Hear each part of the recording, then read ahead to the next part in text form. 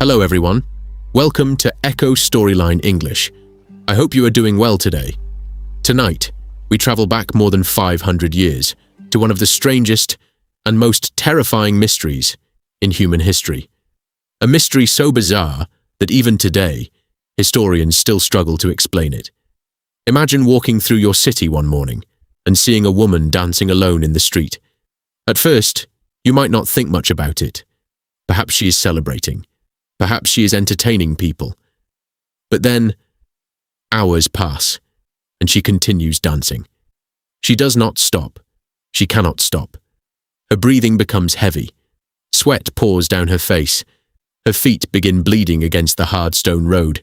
Yet somehow, she continues moving. Now imagine, other people suddenly joining her. Then more. Then dozens. Then hundreds. All dancing uncontrollably. Day after day, night after night, some screaming in pain, some collapsing from exhaustion, some reportedly dying, and nobody understood why.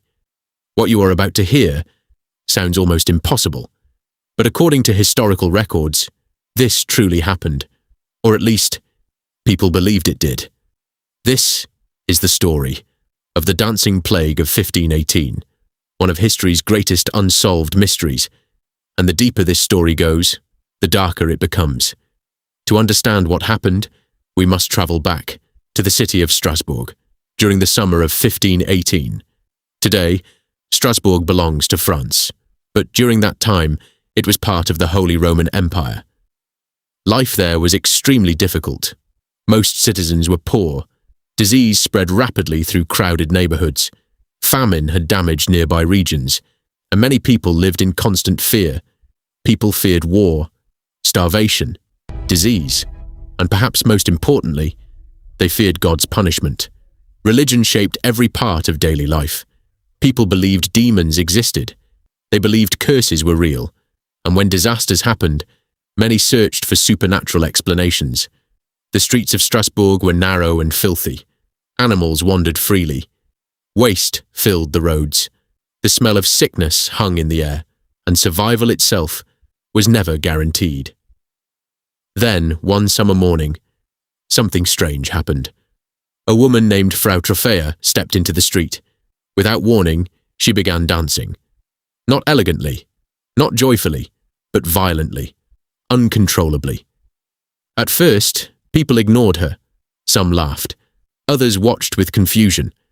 But the woman kept dancing. For hours, even beneath the brutal summer heat. Her body twisted unnaturally. Her movements became desperate, almost painful. Yet she continued. By nightfall, she was still dancing. And when the next morning arrived, she still had not stopped. People began gathering around her. Some believed she was mentally ill. Others believed she was possessed. And some feared that a curse had fallen upon her. But the most terrifying part had not happened yet, because soon, other people began dancing too. One by one, citizens stepped into the streets and joined her. Some spun in circles endlessly. Others jumped violently until collapsing, and despite complete exhaustion, they kept dancing. The city watched in horror. Doctors were called. Religious leaders became alarmed.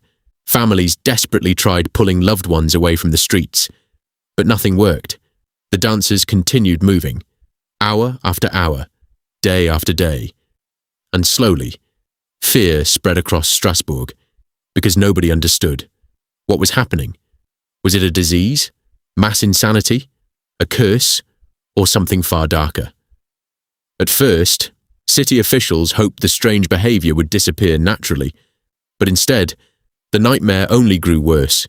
Within days, more and more people joined the dancing. The streets became filled with exhausted bodies. And then, the authorities made a shocking decision. A decision that would only make the nightmare worse. As the number of dancers increased, panic spread throughout Strasbourg. The city leaders became desperate. Doctors examined the victims carefully. But surprisingly, many physicians did not believe the dancers were possessed. Instead, they concluded that the victims suffered from something called hot blood.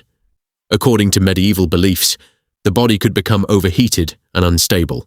And because of this strange theory, the authorities made a horrifying mistake. They believed the dancers needed to continue dancing until the sickness finally left their bodies. So instead of stopping the dancers, they encouraged them. Large public spaces were cleared, wooden stages were built, and musicians were hired to play music for the victims. Imagine witnessing this scene, an entire city watching exhausted people dance themselves toward death while musicians continued playing. The music echoed through the streets day and night. Drums, flutes, violins, all while terrified citizens watched helplessly. And somehow, the music made everything worse. The dancers moved faster, longer, more violently. Their feet became bloody and torn. Some collapsed unconscious. Others screamed in agony while still moving. Historical accounts claim that several people died from exhaustion, heart attacks, or strokes. And yet, the dancing continued. Soon, the plague spread beyond a few individuals. Dozens became hundreds. According to some reports, up to 400 people were affected. The city descended into chaos. Businesses closed. Religious ceremonies intensified. Families locked themselves inside homes in fear. And outside, the streets became scenes of exhaustion and madness. Some dancers cried while moving. Others begged for mercy. Some appeared completely disconnected from reality. And perhaps the most terrifying detail was that many victims truly seemed unable to stop. Eventually, religious authorities became convinced that something evil was happening. The church believed the dancers may have been cursed by Saint Vitus, a Christian saint associated with mysterious illnesses and uncontrollable movements. Fear exploded across Strasbourg. People believed divine punishment had arrived. Some thought demons walked among the citizens. Others believed the apocalypse was approaching. And as fear grew stronger, the dancing continued spreading. Then finally, the authorities realized something terrifying. Their methods were failing. People were dying. The city needed another solution. So the dancers were removed from Strasbourg and transported to religious shrines in nearby mountains. There, priests performed rituals for them. The victims wore special red shoes blessed with holy symbols. Religious ceremonies continued for days, and slowly, the dancing finally began to stop. But the mystery remained. What had actually happened inside Strasbourg? Why did hundreds of people suddenly begin dancing uncontrollably? And perhaps even more disturbing, could something like this happen again? Because even now, 5 centuries later, nobody truly knows the answer. And over time, many terrifying theories emerged. For centuries, historians and scientists tried solving the mystery of the dancing plague.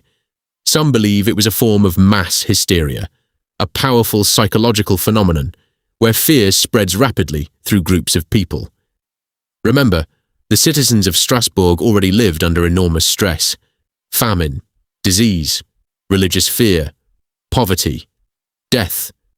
Perhaps the human mind simply reached a breaking point, and once people saw others dancing uncontrollably, their fear triggered the same behavior inside themselves. Others proposed a different theory. Some researchers believe poisoned bread may have caused hallucinations and strange behavior. A fungus called ergot sometimes grows on damp rye bread, and consuming it can affect the human brain. Victims may experience muscle spasms, panic, hallucinations, and irrational behavior. But there is a problem with this theory. Ergot poisoning usually weakens the body quickly. Most victims would likely become too sick to dance for days, which leaves the mystery unresolved. Other researchers believe the dancing may have been connected to religious rituals or subconscious beliefs. During that time, many people genuinely feared supernatural punishment. If enough people believed a curse was real, their terror alone may have created physical symptoms, and that possibility is deeply unsettling because it reveals how powerful fear can become. Even today, mass psychological events still occur around the world. Human emotions can spread rapidly through crowds. Panic spreads, fear spreads, and sometimes people lose control in ways that seem impossible. That is one reason the dancing plague still fascinates historians today, because the story feels unreal, yet it appears throughout historical records. And perhaps the most disturbing part of all is that nobody can fully prove what truly happened. Did people really dance until death? Were the numbers exaggerated over time? Did fear transform ordinary illness into mass chaos? Or did something occur that modern science still cannot completely explain?